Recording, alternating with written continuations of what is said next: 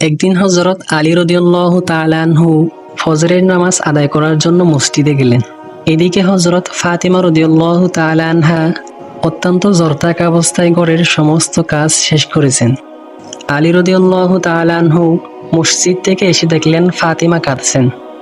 আলী রাদিয়াল্লাহু তাআলা আনহু প্রশ্ন করলেন, ফাতিমা, তুমি কাঁদছো কেন? হযরত ফাতিমা রাদিয়াল্লাহু তাআলা আনহা কোনো উত্তর না দিয়ে তখন আরো জোরে জোরে কাঁদতে লাগলেন। আলী রাদিয়াল্লাহু তাআলা আনহু কয়েকবার প্রশ্ন করার পর মা ফাতেমা কাঁদতে কাঁদতে বললেন, আমি স্বপ্নের মধ্যে দেখেছি আমার আব্বাজান হযরত মুহাম্মদ সাল্লাল্লাহু আলাইহি ওয়াসাল্লাম আমার ঘরের মধ্যে ঢুকে কি যেন তালাশ করতেছেন। ঘর থেকে বের হওয়ার সময় আমি পেছন দিক থেকে আমার আব্বাজানকে ডাক দিলাম, ও আব্বাজান, আপনি কি তালাশ করতেছেন? আব্বাজান তখন বললেন, ও আমার ফাতিমা, আমি তো তোমাকে তালাশ করতেছি, তোমাকে নিয়ে যাওয়ার জন্য।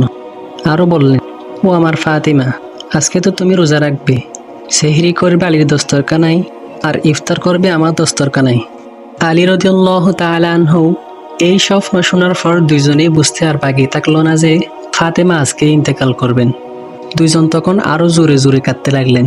এই সময়ের মধ্যে হযরত হাসান ও হুসাইন রাদিয়াল্লাহু তাআলা আনহু এসে জিজ্ঞেস করলেন, আব্বাজান, আম্মাজান, আপনারা কেন কান্না করতেছেন? ফাতেমা রাদিয়াল্লাহু তাআলা আনহার একটি অভ্যাস ছিল, যখন হাসান হুসাইন তাকে কোনো কাজে বিরক্ত করতেন তখন তাদের দুই ভাইকে নানা জানের কবরের কাছে যেতে বলতেন। আজকেও ফাতেমা বললেন, তোমরা দুই ভাই নানা জানের কবরের কাছে যাও। কবরের নিকট যাওয়ার সাথে সাথে কবর থেকে আওয়াজ আসলো, ও আমার আদরের নাতিরা, এই মুহূর্তে তোমরা আমার কাছে কেন এসেছো? আমার কাছে তো সব সময় আসতে পারবে, এখন যাও, গিয়ে তোমাদের মায়ের চেহারার দিকে তাকিয়ে থাকো। আজকের পর তোমাদের আম্মাজানকে আর দেখতে পাবে না। এই কথা শোনার পর দুই ভাই কাঁদছেন এবং দৌড়াতে দৌড়াতে আম্মাজানের কাছে চলে গেলেন। গিয়ে আম্মাজানকে জিজ্ঞেস করলেন, আপনারা দুইজন কাঁদছেন কেন? বুঝেছি, নানাজান আমাদেরকে বলে দিয়েছেন যে আজকের দিনটা আপনার জন্য শেষ দিন। নানাজান আপনার চেহারার দিকে তাকিয়ে থাকার জন্য আমাদেরকে বলেছেন। বিকেলের দিকে হযরত ফাতিমা রাদিয়াল্লাহু তাআলা আনহার শরীর খারাপ হলো এবং তাকে বিছানায় শোয়ানো হলো।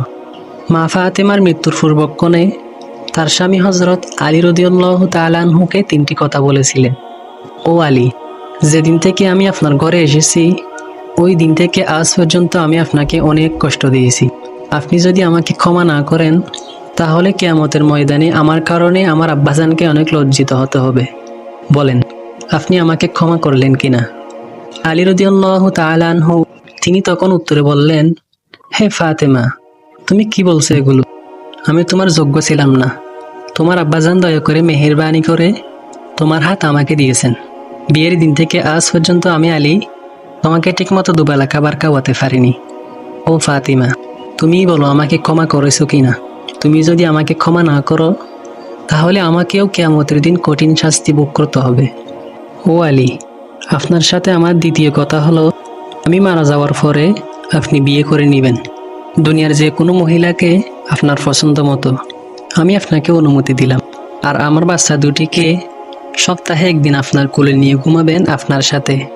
এবং আমার তৃতীয় কথা হলো, হাসান হোসেন যখন বড় হবে তখন তাদের দুই ভাইকে আল্লাহর রাস্তায় সুপর্দ করে দিবেন এবং আমাকে রাতের বেলায় দাফন করবেন।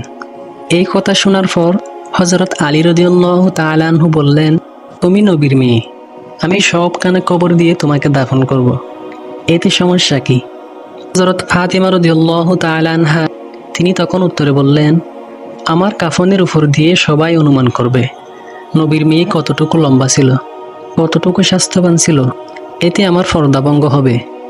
মা ফাতেমার মৃত্যুর পর লাশের কাটিয়া বহন করার জন্য মানুষ মাত্র 3 জন ছিলেন, হযরত আলী রাদিয়াল্লাহু তাআলা আনহু এবং ছোট হাসান ও হুসাইন রাদিয়াল্লাহু তাআলা আনহু। হযরত আলী রাদিয়াল্লাহু তাআলা আনহু ভাবছেন যে লাশের কাটিয়া বহন করার জন্য আরও একজনের প্রয়োজন হবে, তাহলেই 4 জন কাঁধে নিতে পারবে। এমন সময় হযরত আবু যর গিফারী রাদিয়াল্লাহু তাআলা আনহু তিনি হঠাৎ করে উপস্থিত হলেন এবং কাটিয়ার কোনা বহন করলেন। হযরত আলী রাদিয়াল্লাহু তাআলা আনহু প্রশ্ন করলেন, হে আবু যর, আমি তো কাউকে বলিনি, তাহলে আপনি জানলেন কিভাবে? তখন হযরত আবু যর গিফারী রাদিয়াল্লাহু তাআলা আনহু বললেন, আমি আল্লাহর রাসূল সাল্লাল্লাহু আলাইহি ওয়াসাল্লামকে স্বপ্নে দেখেছি। তিনি বললেন, হে আবু যর, আমার ফাতিমার লাশ বহন করার জন্য লোকের অভাব, তুমি তাড়াতাড়ি চলে যাও। ও আলী, আমাকে তো হুজুর সাল্লাল্লাহু আলাইহি ওয়াসাল্লাম আসতে বলেছেন, তাই আমি এসেছি। তোমরা তো আমাকে বলনি। রাতে এসে রাসূল সাল্লাল্লাহু আলাইহি ওয়াসাল্লাম তিনি স্বপ্নে বলে গিয়েছেন। হযরত ফাতিমা রাদিয়াল্লাহু তাআলা আনহাকে যখন কবরে নামাচ্ছেন, তখন হযরত আবু যর গিফারী রাদিয়াল্লাহু তাআলা আনহু কবরের কাছে গিয়ে কবরকে উদ্দেশ্য করে বললেন, হে কবর, তুই কি জানিস আজকে তোর মধ্যে কাকে রাখছি? উনি হচ্ছেন জান্নাতের সকল মহিলাদের সর্দার। হযরত ফাতিমা রাদিয়াল্লাহু তাআলা আনহার কবর থেকে কোনো আওয়াজ আসলো না। তিনি আবার বললেন, উনি হাসান ও হুসাইনের আম্মাজান। এবারও আগের মতো কোনো আওয়াজ আসলো না। তিনি আবারও পুনরায় বললেন, এটা হযরত আলী রাদিয়াল্লাহু তাআলা আনহু এর স্ত্রী। তারপরও কবর থেকে কোনো আওয়াজ আসলো না। তিনি আবার বললেন, এটা দুজাহানের বাদশার মেয়ে, খবরদার বেয়াদবি করবি না। আল্লাহ তাআলা তখন কবরের জবান খুলে দিলেন। কবর তখন বলতে লাগলো, আমি অন্ধকার ঘর, আমি সাফ বিচ্ছুর ঘর, আমি এমন একটি ঘর যার মধ্যে কোনো বংশ পরিচয় কাজ হয় না। আমি দুজাহানের বাদশার মেয়েকে চিনি না, আমি হযরত আলীর স্ত্রীকে চিনি না, হাসান হোসেনের আম্মাজানকেও চিনি না, আমি জান্নাতের সকল মহিলাদের সর্দারনীকেও চিনি না। আমি শুধু চিনি ঈমান আর আমল। আমার মধ্যে যদি কেউ ভালো আমল নিয়ে আসে, তাহলে আমি তাকে কবরে জান্নাতের বিছানা বিছিয়ে দেব। আর যদি কেউ খারাপ আমল নিয়ে আসে, তাহলে আমি কবর তাকে এমন জোরে চাপ দিব যে হাড় মাংস মাটি সব একত্রে মিশে ফেলবো। আল্লাহু আকবার।